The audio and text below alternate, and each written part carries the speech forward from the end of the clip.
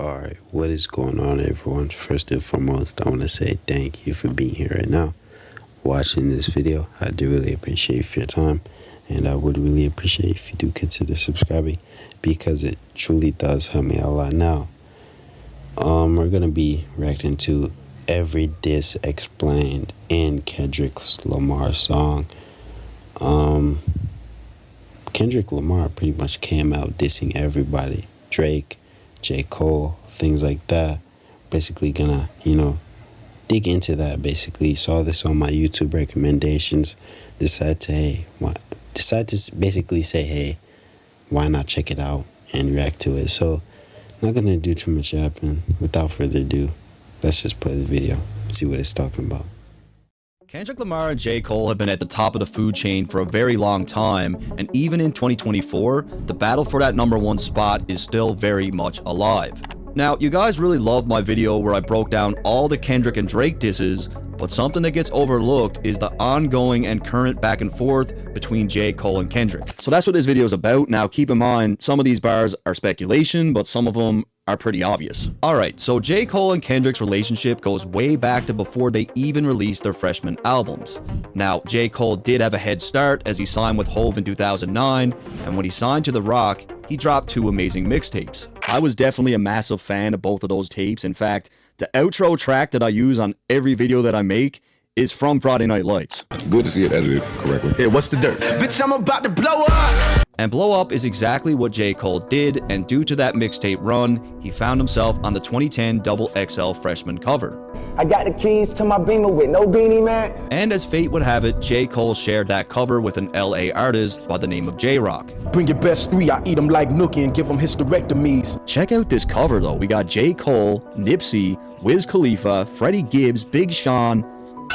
They don't make them like that anymore. J-Rock just so happened to be signed to TDE, which was the same label as Kendrick, and it was at that freshman cover shoot where Cole and Kendrick met for the first time. But at the time, Kendrick wasn't really buzzing, so J. Cole didn't even remember meeting him. It wasn't until months later where Cole saw Kendrick performing at a party, and he was so blown away by his skill set that he decided to approach him personally just to let him know that he was really dope. When I saw him, I was like, what? When I heard him, I'm instantly like, I'm looking at E like, yo, this nigga's crazy. Like, I gotta go let him know that he's ill. I'm not gonna lie, I'm glad he's, basically touching into how they met and things like that. Basically touching into everything. And later he's gonna basically, touch into what... He's basically touching everything that led to their beef with, J. Cole and Kendrick Lamar and things like that, right? He's basically touching into everything, even going back to the beginning, right? Which I really enjoy, simply because I know nothing about this situation except, Kendrick Lamar dissed J. Cole and Drake and things like that, right? But yeah, man. Meet up, they exchanged contact info, and then Kendrick would send Cole 2 different tracks. He sent me Pussy and Patron. Like who's up a starving artist trying to go beyond the margin, maintaining my modest as I dream. And he sent me Cut You Off. I'm trying to surround myself with people that inspire me. And I was like, yo, this nigga, I'm with this nigga, like, yo, I want to sign this nigga. And at this point, anyone with half a brain can see that this guy is definitely special. So Cole, being a producer, starts to hook Kendrick up with beats. And it will be one of J. Cole's beats that would go on to be Kendrick's big single for Section 80, High Power. Visions of Martin Luther staring at me. Now, it was at this point where the two decided that they were going to take it a step further, and they started planning a joint mixtape. So y'all are officially working on that? Yeah, we working on it. Okay, because in an MTV interview, J. Cole was quoted as saying, "Me and Kendrick are doing a whole ridiculous thing together that's going to tear up the world." How many records y'all do? We got maybe 4. One of the songs that they did record was called Temptations. Now, it would never get released, but Kendrick did preview a snippet at a Section 80 signing. And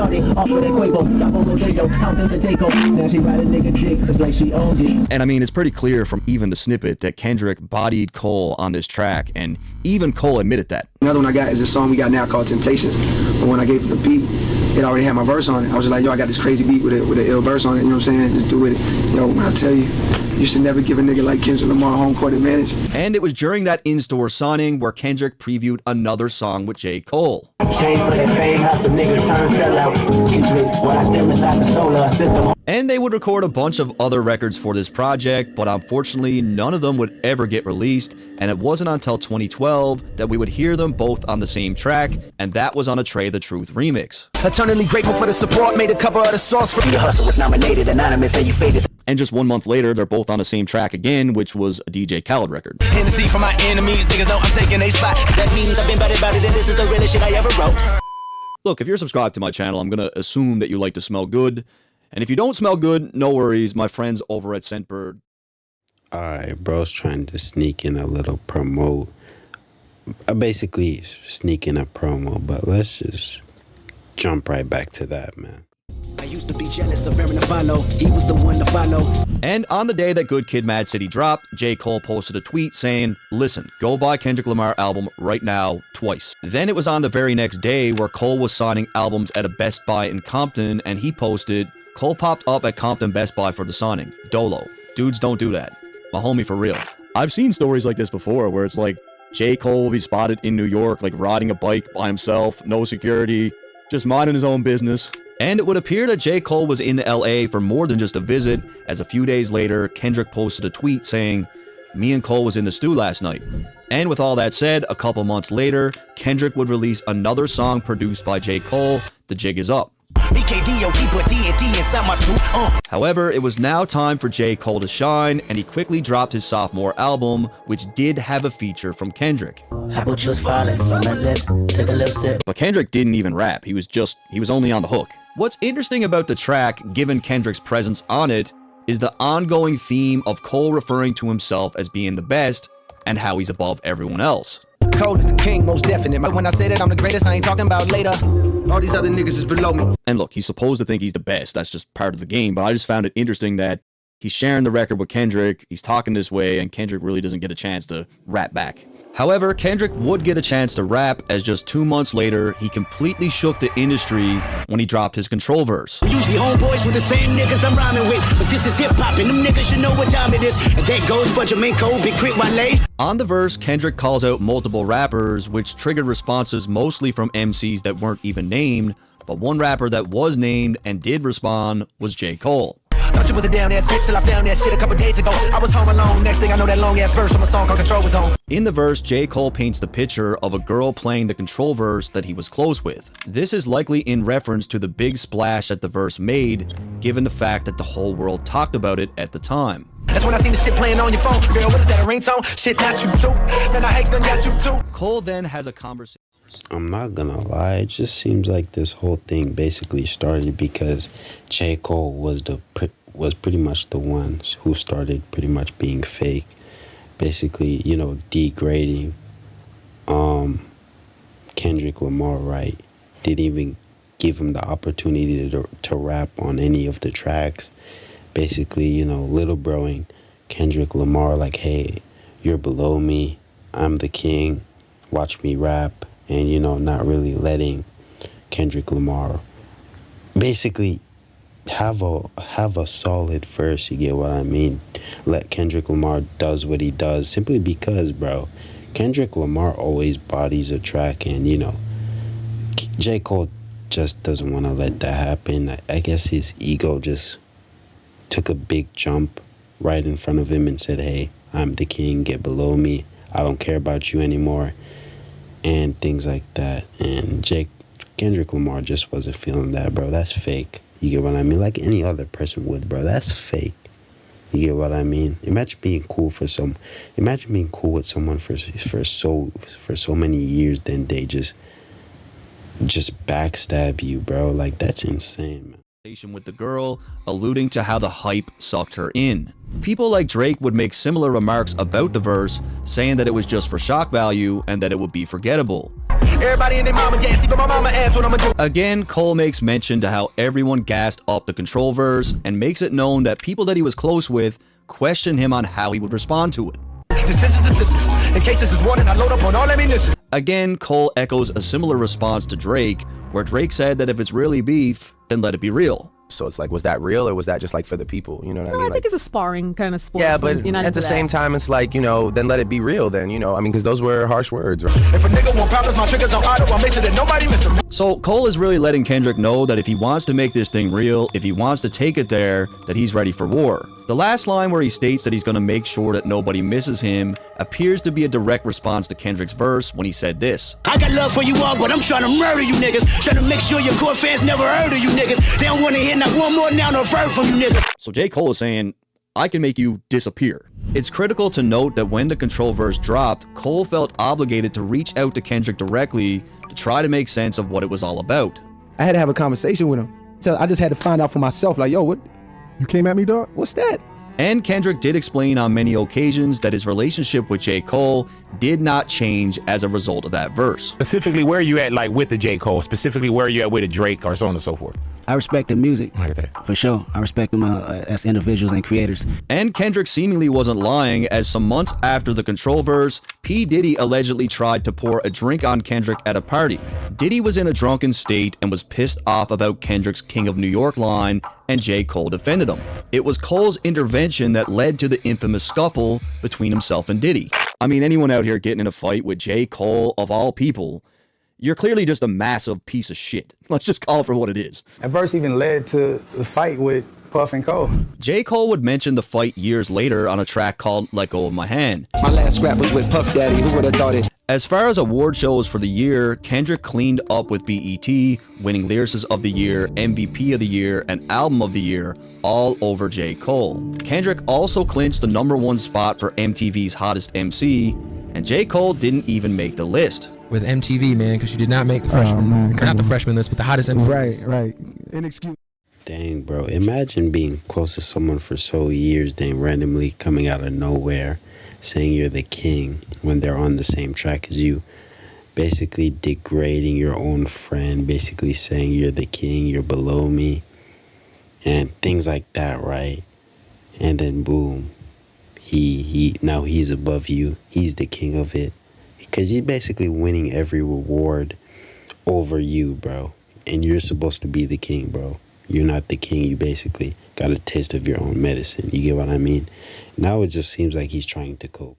It is inexcusable, man. I'm like, this dude's got a gold album. Like, what do you... Platinum single, gold album, Grammy nominated, you know. You gotta kind of be like, come on, son, like, word. Yeah, it was. It just let me know, like, what that whole thing was. And I normally take these lists with a huge grain of salt, but I do think it's important to highlight just how many times Kendrick has won over J. Cole, because I feel like that feeds into the chip that's on J. Cole's shoulder in recent years. To further confirm that the two were still on good terms, they celebrated Cole's birthday in New York together, and some months later, J. Cole brought Kendrick on stage while he was on tour in LA.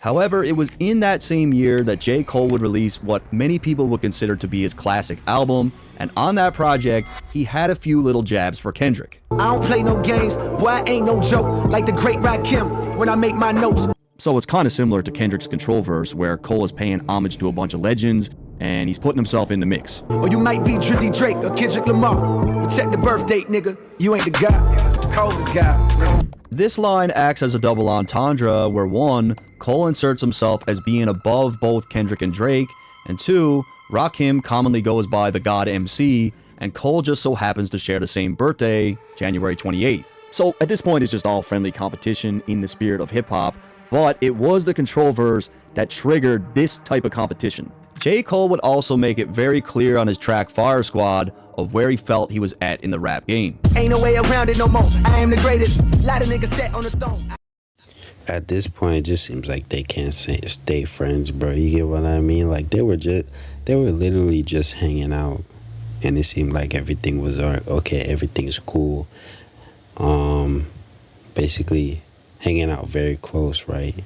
Invited Kendrick Lamar on stage, dancing, good spirits. But now it's just like, you know, yeah, bro, they keep falling out as friends, and it's just like, you know, they're not gonna stay friends, man.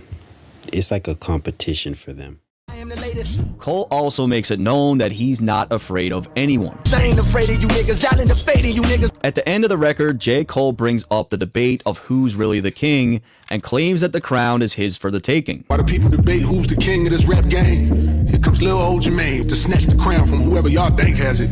But that would not be all, as J. Cole had another subliminal for Kendrick on GOMD. When I'm in LA, I'm the best in the West. You can test, I'ma stretch niggas out. I mean, if we're talking about the West Coast in 2014, I don't know who else he would be talking to other than Kendrick. However, it was in this year that Kendrick would win BET Lyricist of the Year again over J. Cole, and everyone remembers the infamous Macklemore Grammy snub. Macklemore and Ryan Lewis. With all that said, as we head into 2015, talks about this joint Kendrick and Cole project are still very much alive. Is there going to be a Kendrick Lamar, J. Cole album? Man, definitely. I still would love to do it for sure. I talked to the bro. I don't know, probably a little bit over a month. And he's on the tour rocking, so we're going to try to make something happen. However, the closest thing we would get to it...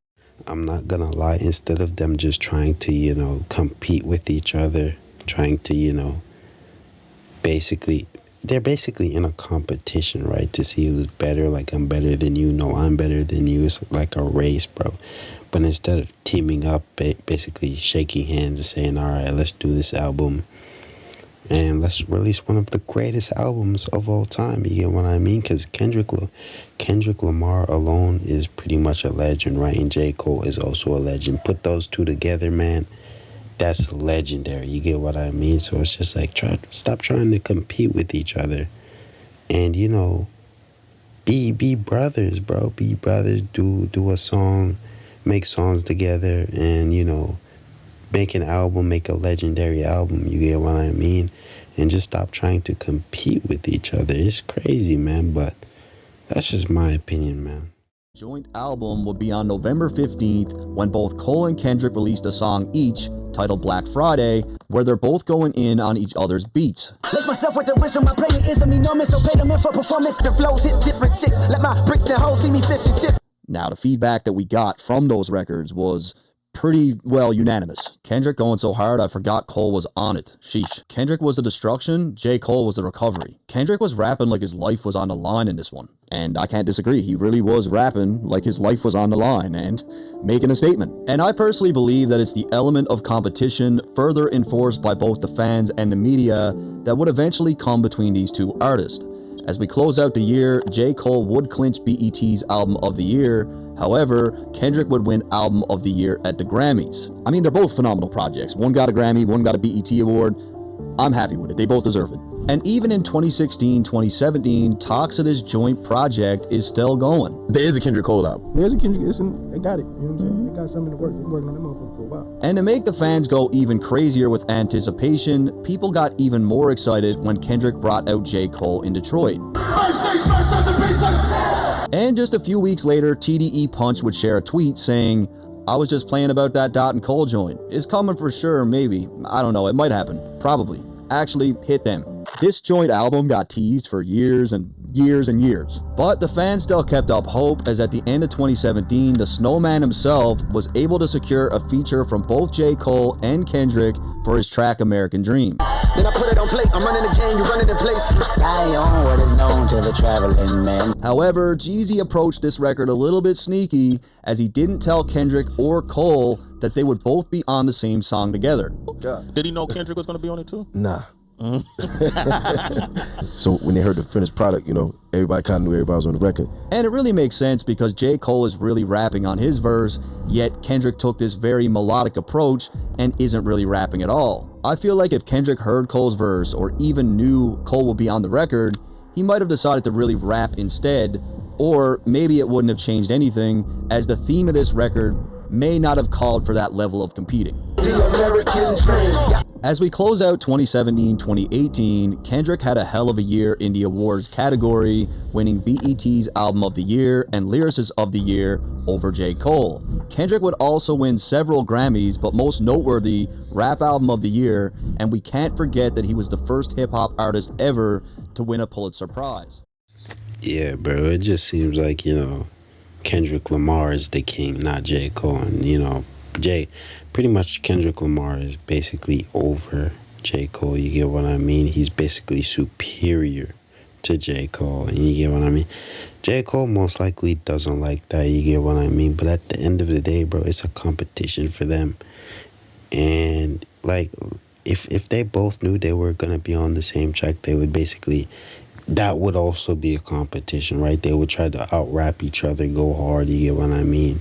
And that's what Kendrick Lamar always does, you get what I mean? That's why they can't really be on the same song together, simply because Kendrick Lamar is going to try to body J. Cole the whole entire time, man. Awarded to Damn by Kendrick Lamar. And now we get a line from J. Cole where he voices his opinions about the Grammys. The streets don't give a fuck about the Grammys. At the time, Cole had 7 Grammy nominations with 0 wins. And then we got Kendrick cleaning up. He had like 12 Grammys to his name. You can take this line however you want. And it will be at this point where J. Cole finally shuts down the idea of a joint project and basically says that it's not gonna happen. That's not a real thing. That's like some fantasy thing. It's not. It didn't come from nowhere. It came from us. Yeah. You know what I mean? But it's not like it's something that's actively happening. And as time goes on, we get nothing but non-stop comparisons and questions of who's the better rapper. Who's the better storyteller, J. Cole or Kendrick? Greatest rapper of this generation, J. Cole or Kendrick? Who's the better rapper, J. Cole or Kendrick? And at the time, the overwhelming majority would say that Kendrick was the better rapper. However, outside of a Black Panther soundtrack and a few features, Kendrick is very much absent between the years of 2018 and 2021, and while Kendrick has his feet up, we see this epic shift in J. Cole, where he begins to reshape the narrative of who's the best. Niggas been counting me out, I'm counting my bullets, I'm loading my clips. Kill them strangers to the blunt smoke, gun smoke. You niggas don't want smoke, no guts like that, switching we just smoke. Okay, no problem, I show up on everyone album, you know what the outcome will be. From this day forward, I move with a new ferocity. Yeah, I'm the GOAT, no nigga don't at me, put on no coat, don't work up your colder. This is my year, don't say I ain't told you. Something changes with J. Cole. 12 features in 2018 and 16 features in 2019, and he pretty much smoked them all. Now, the very last time these two will be heard on the same record was on Dreamville's Under the Sun, where Kendrick had an uncredited hook. I woke up for some money. And even in 2020, fans are still talking about this Kendrick and Cole project, and this time, TDE Punch totally shuts it down. One fan posted, "I want Lamar on an EP with Cole." Punch responded, "That's never going to happen." Another fan then asked if they were maybe planning something bigger than an EP, to which Punch responded, "0 tracks, not happening." So what was once a maybe is now just a very stern no. However, it would appear that even after all the work J. Cole put in, it still wasn't enough, as he was still being cast aside when compared to Kendrick and Drake. Cole got rings, but I mean, I don't put Cole one of the greatest. He's one of the greatest. I don't put him on the level of Drake and Kendrick. Being as competitive as he is, I feel like these opinions begin to bother J. Cole, and it helps to mold the hungry artist that we've seen.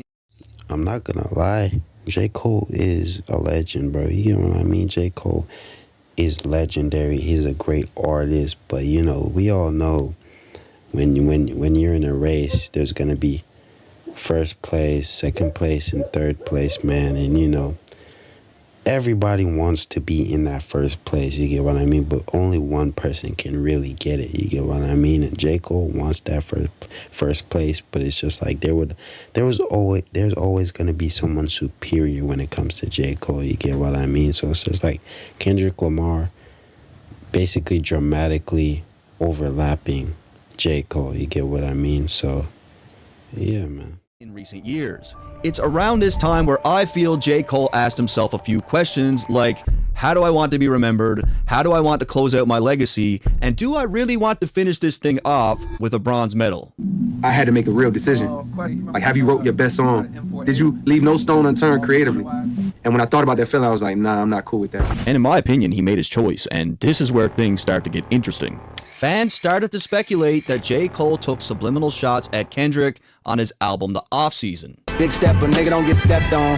Now, there were countless posts on Reddit and people on YouTube who really felt like the words "Big Stepper Don't Get Stepped On" was a direct reference to Kendrick's Mr. Morale and the Big Steppers. However, Cole's track came out 11 months before Kendrick's album title was even announced. So unless J. Cole had some inside information about the album title, I'm not sure how this theory holds much weight. I mean, you guys could tell me what you think. I'm all for speculating, but to me it really gotta make sense. In 2021, J. Cole would address his position of being in third place on a track titled Heaven's EP.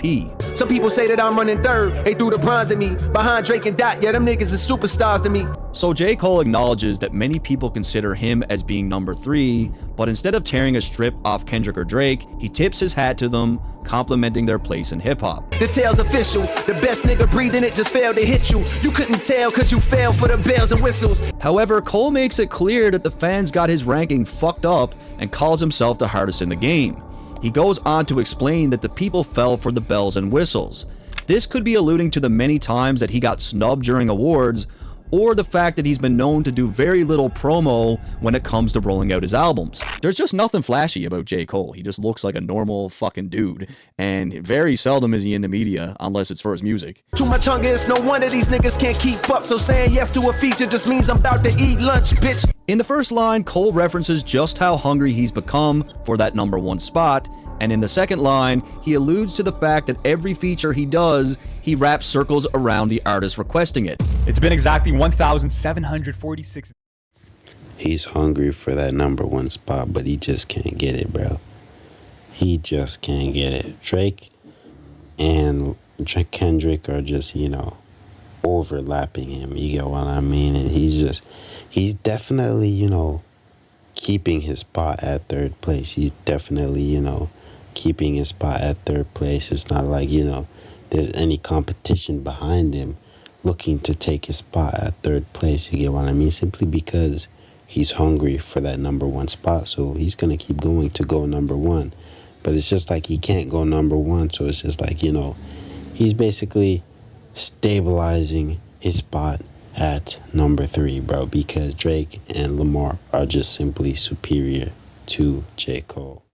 Since the last time Kendrick Lamar dropped an album. 1,855 days. I've been going through something. Missed at in the city, miscommunication to keep homo detector busy. No protection is risky. After a 5-year hiatus, on May 13th, 2022, Kendrick released Mr. Morale and the Big Steppers. The album received mixed reviews, but in my opinion, was his most personal and introspective album to date. I even got a t-shirt with the album on it. That's how much I like the album. Again, fans speculated that Kendrick was throwing shade at J. Cole on his track Count Me Out. Ain't nobody but the mirror looking for the fall off. Many people seem to believe that because J. Cole's upcoming project is called The Fall Off, that this could have been a very direct shot. And initially, I didn't think this was a shot at J. Cole, but J. Cole appears to respond directly to this a little bit later down the line. With that said, J. Cole would appear to take more shots at Kendrick on Johnny P's Caddy with Benny the Butcher. If I put your favorite rapper neck in a noose, never letting them loose. When the track initially came out, some speculated that Cole was actually dissing Benny on his own record, but even Benny said that he felt Cole was dissing someone else. If you ask me, he was talking to somebody. Yep. So the guys who everybody compare him with and put him in the ring with, like, to me, that's who he's talking to. I'm probably gonna go to hell if Jesus asks for a feature. In the first line, Cole makes it clear that he's bodying anyone on a feature and even claims that Jesus himself would take a loss. One person that's imitated Jesus in the past would be none other than Kendrick Lamar. Some see the glass is empty, I see a glass full of ether, collecting his bread and mass like he a Catholic preacher. This line appears to be a reference to Kendrick's music video for Humble, where Kendrick is dressed up as a Catholic preacher, and you can see the empty glass and bread sitting on the table. Cole makes it clear that he sees a glass full of ether, which could be a reference to Nas's infamous diss to Jay-Z. Oh God, the best rapper alive, headshot. J. Cole ends off the verse to state that he's the best rapper alive. I'm the best rapper alive. I'm the best rapper alive. I'm the best rapper alive. I am the greatest rapper alive. Now go and ask the best rappers that died. They tell you he never lied. So damn great, motherfucker, I've died. And I gotta agree with Benny. I do think he is talking to someone, and that someone, I feel like, is Kendrick Lamar. However, in my view, one of the most obvious and direct shots to date would come on J. Cole's track, The Secret Recipe. Niggas fake, progressive, and woke. I started saying less. I had to stop it. Peeped how they profit off of racial stress.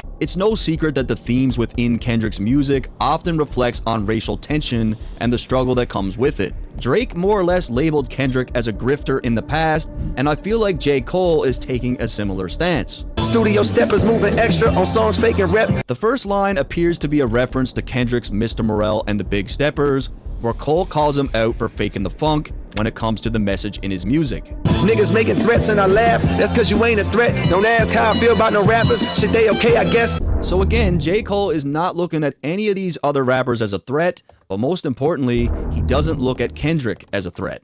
Smoking on your top 5 tonight.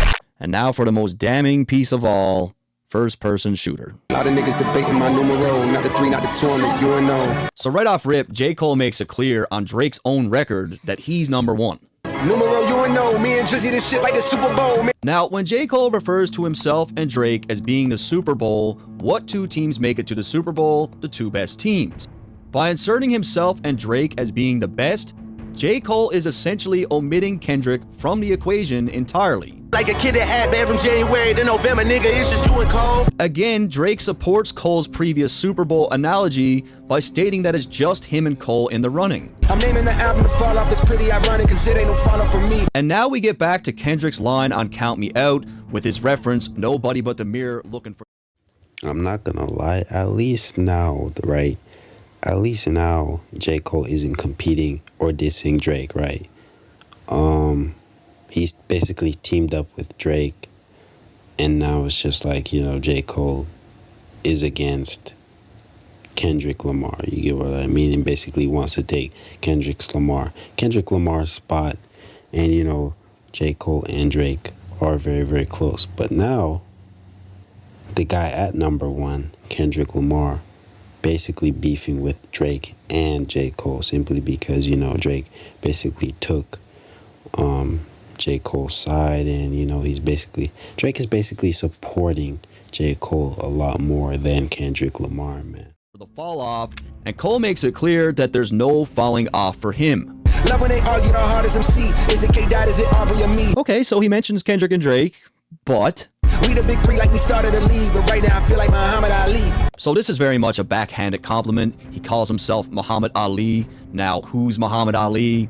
Just think about that. The Spider-Man meme is me looking at Drake. Again, as they continue to remove Kendrick from the equation, they need to be prepared for what's to come. And I can almost guarantee that Kendrick will have some form of response to this record. Guaranteed. Everybody steppers will fucking and everybody breakfast and I'm about to clean up my plate. I mean, at this point, I don't think J. Cole can make it any more obvious who he's talking about. When it comes to his collaboration records with Drake, there's an ongoing theme in their music that people seem to overlook, and their track Evil Ways is another example of just that. But yeah, man, I'm gonna end this video here. Don't want it to be too long, but you guys pretty much get the idea, man. That's basically every diss explained, every diss song, even to when, you know, J. Cole and Kendrick Lamar were very close friends during their upcoming, and you know how everything basically started, man. It basically all started from there. All I'm seeing is it basically started when J. Cole decided to basically backstab Kendrick Lamar and basically, you know, not let Kendrick Lamar have a solid verse. And, you know, J. Cole was basically saying he's the king, he's superior than everybody else in the rap game. You guys pretty much get the idea. I might not put it in the best context, but basically little broing Kendrick Lamar and basically throwing him under the bus, man. And that's pretty much where it all started, and that's the way I see it. I could be wrong though, but maybe you guys know a lot more about this situation than I do. So let me know what you guys think down in the comment section, and subscribe for more content. Peace out.